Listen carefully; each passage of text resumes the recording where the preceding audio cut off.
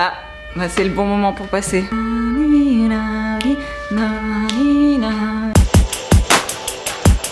Ça roule? Ça y est, c'est janvier et zéro mardi pour le petit train de la vie et le petit train même des changements de vie. Allez, on y va tous ensemble. Changement de vie, reconversion. Non, en vrai, vous êtes assez nombreux à m'écrire régulièrement pour me poser des questions sur comment je me suis lancée, comment je me suis formée, est-ce que mes formations étaient bien, etc. J'ai donc décidé d'y consacrer une vidéo entière pour vous filer le plus de tips possible, des pistes de réflexion pour voilà, vous lancer dans le merveilleux monde de l'agriculture urbaine et tous les métiers proches de la nature et des légumes quoi. Disclaimer, je ne suis pas conseillère d'orientation, ni conseillère Pôle emploi, ni même coach de vie, encore que j'aime bien donner des conseils de fitness et de stylisme. Du coup c'est une option que je me garde. Je ne pense pas avoir la vérité absolue, chaque parcours est unique. Je vous ai donné pas mal d'infos depuis le début sur cette chaîne. J'ai été hyper transparente sur comment je vivais les choses à chaque fois que je partais me former. Et des choses qui m'ont plu ne vous plairont peut-être pas, car bah voilà, on a tous des sensibilités différentes, des méthodes de travail qui nous conviennent plus ou moins. Il n'y a pas de mauvais choix. Moi, je vous en propose juste quelques-uns. Allez, tout le monde prend son petit bloc-notes et on est parti. On va commencer par le point numéro 1, les formations non diplômantes. Grand 1, petit a. Le woofing. Alors, le woofing est une organisation internationale qui a pour but de mettre en relation des gens comme vous et moi et des agriculteurs bio qui vous proposent de séjourner chez eux en l'échange de quelques heures de travail par jour. Vous avez le gîte et le couvert offert et vous allez pouvoir vous immerger complètement dans ce que c'est que la vie à la ferme. Alors le woofing, il faut s'inscrire sur leur site internet. Je crois que pour accéder à la base de données, vous devez payer entre 20 et 30 euros pour un an. Et vous allez voilà, pouvoir rencontrer plein de gens qui travaillent différemment, qui sont un peu partout dans le monde. Vous avez plein d'agriculteurs en France qui proposent cette formule. L'avantage, c'est que ça va être très économique pour vous, mais aussi pour l'agriculteur qui a quand même régulièrement besoin de coups de main pour travailler. On passe au deuxième point, je vais parler des stages. Là, je m'adresse aux gens qui sont inscrits chez Monsieur Paul, et non pas la chaîne de boulangerie au pain dégueulasse, non, chez Monsieur Pôle emploi. Vous avez possibilité d'accéder à une convention de stage d'un mois qui s'appelle le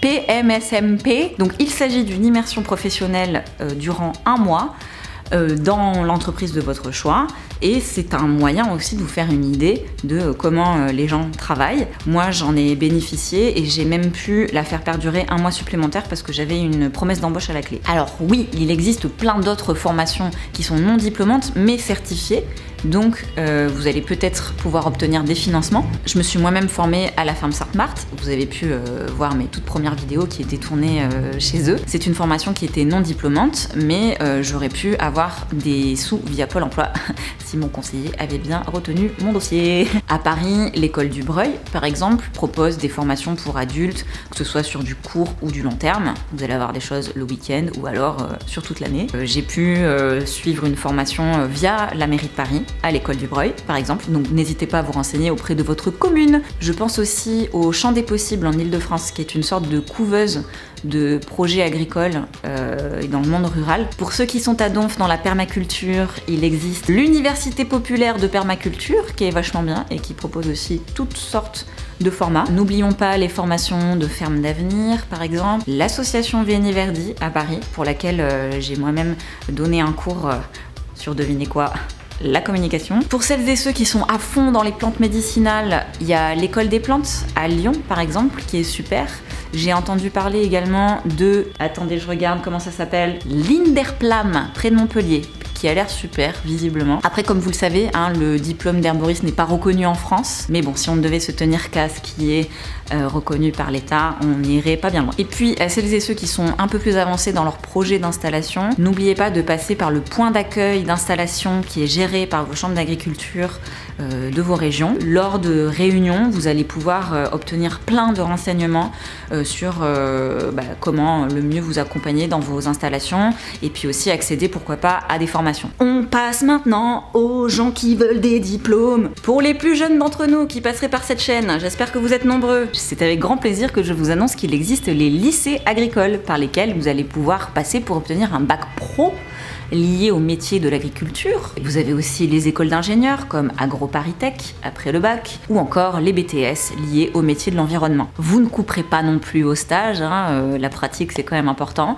mais voilà, les diplômes c'est toujours intéressant à avoir, ça permet parfois d'obtenir des aides, et on crache jamais dans la soupe quand il s'agit d'aide pour ces métiers-là. On enchaîne avec le BPREA. Je suis désolée hein, avec toutes ces lettres, mais bon voilà, va falloir les retenir. Le BPREA, c'est le brevet professionnel de responsable d'exploitation agricole, et ça c'est le brevet un petit peu le plus connu et qui va vous permettre d'accéder déjà à un contenu assez conséquent, à la fois sur les techniques de production agricole, mais aussi sur toute la partie gestion administrative, législative, ce qui est quand même très important pour bien connaître son métier. Vous les suivrez dans ce qui s'appelle les CFPPA, qui sont reconnus par le ministère de l'Agriculture, et vous allez pouvoir aussi suivre des formations qui sont plus ou moins spécialisées. Donc choisir des choses qui sont plus ou moins portées sur l'agriculture biologique, les plantes médicinales, l'agroécologie. Les gars, putain, je sais que ça fait du bien de klaxonner, que ça décharge, mais faites du sport, putain, prenez un vélo, prenez un vélo. Et comment financer ça, me direz-vous? Ah! Eh ben écoutez, il n'y a pas 36 solutions. La première, ce serait si vous avez été salarié pendant de longues années, vous avez cumulé des heures, des droits à la formation.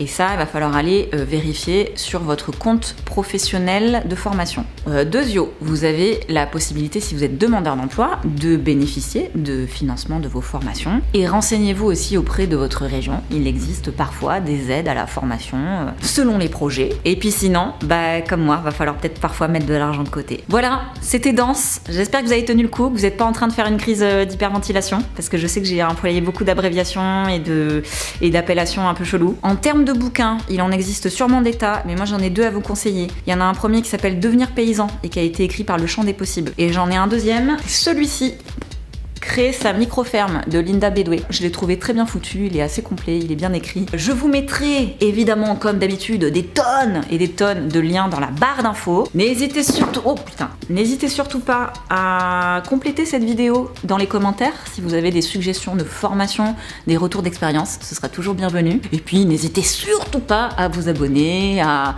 vous activer la petite cloche, hein, voilà, personne ne vous jettera la pierre. Force et honneur, vous n'êtes pas seul, plantez tout, plantez-vous.